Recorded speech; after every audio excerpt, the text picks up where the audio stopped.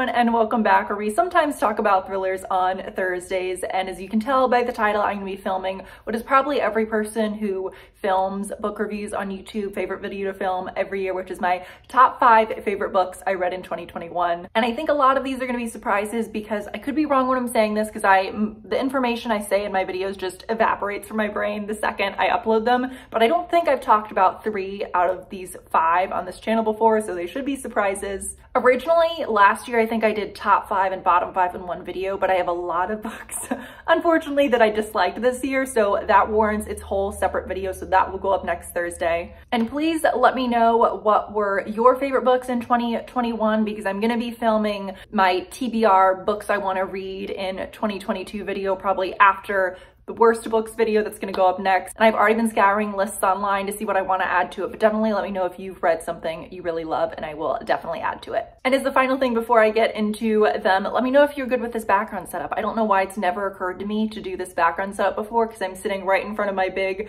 giant window, so the natural lighting is really nice. I think this is what it's going to be going forward. Okay, we're going to go from 5 to number 1, so let's go ahead and start with number 5.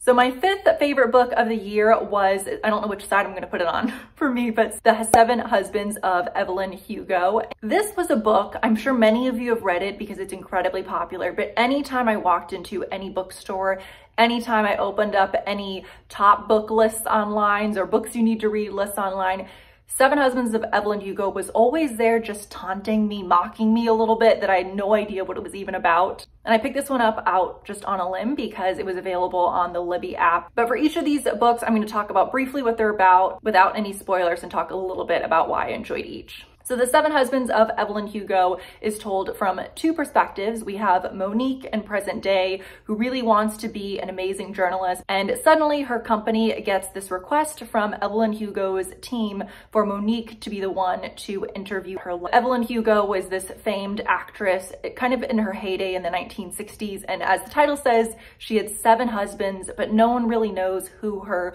true love is. So that's the information Monique is hoping to get from these interviews. So it's told from Monique's point of view and also from Evelyn's point of view when she's very young and her rise to fame and everything wonderful and horrible that she deals with. But I was really just swept away and enchanted by this. Again, I don't think there's too much I should be saying because I'm sure many of you have already read it. And at number 4 is a book that I, no joke, finished on New Year's Eve, so that is why I always wait until the first week of January to do this video. And I hope that I'm not just in that rush of finishing a good book, and I hope a week from now I'm not thinking, why was that in your top 5? But I did really love it.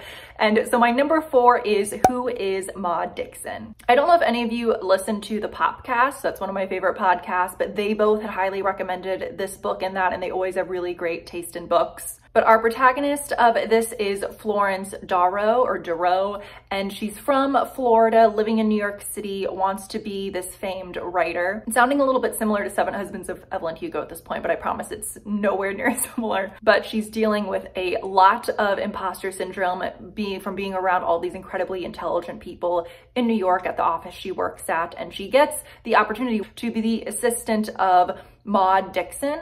And the only really comparison I can think of, and you all can let me know if this is wrong, is maybe Elena Ferrante. No one knows who she is, but she's written this amazing book people are swept away by called Mississippi Foxtrot. And so Florence is thrilled when she gets the opportunity to go and work for her at her house, kind of that's secluded, and be her assistant. But this is a thriller, and what I'm about to say might sound like a spoiler, but it's where the very, very beginning of the book sort of takes off and then it backtracks a bit. But where it starts off is that Florence wakes up in Morocco, injured in a hospital, and for some reason the doctor is not referring to Florence by her own name. So this is definitely a thriller with a ton of twists and turns. And what I really enjoyed about this was a lot of the thrillers I read are so focused on being incredibly dark and incredibly heavy. And this, in a really weird way, was a very fun, but also very, very well-written thriller. And I did read an interview with the author after this, and she said she almost wanted it to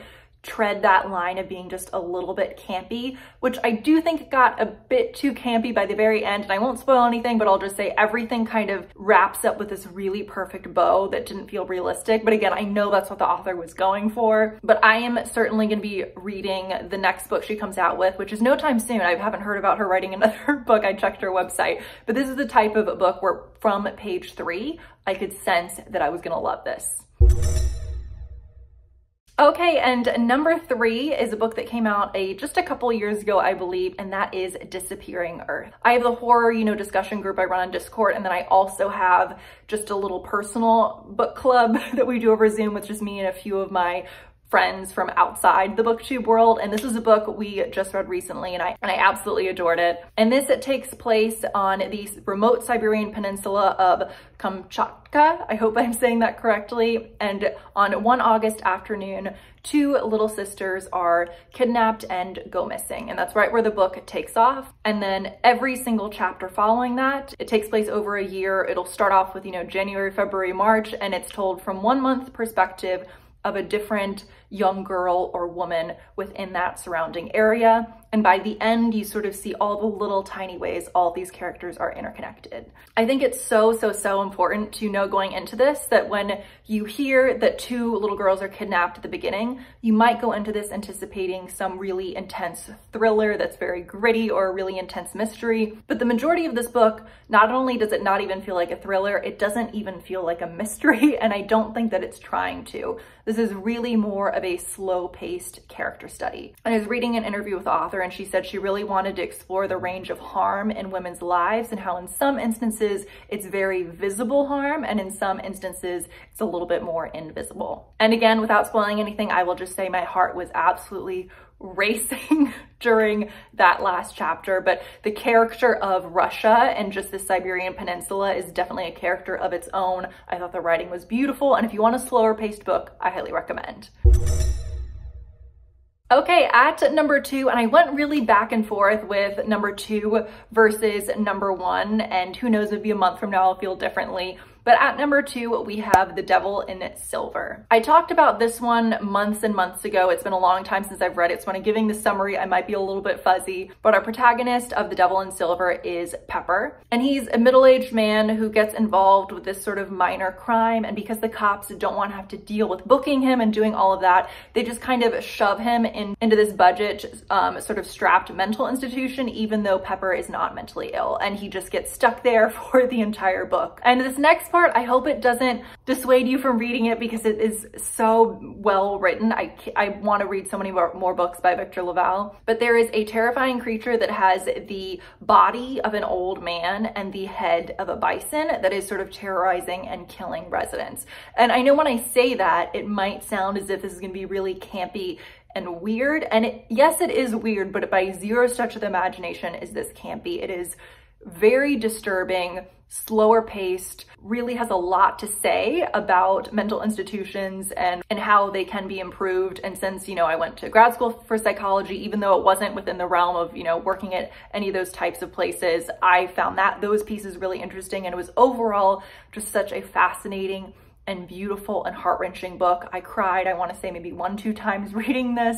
But please let me know if you've read other books by Victor LaValle and what was your favorite. And at number 1, this will not be a surprise if you saw my second to last video, but that is My Heart is a Chainsaw. For a really quick synopsis, because if you've already seen a couple videos back, you already know what this is about because I talked about it in length when I compared it to the Final Girl support group.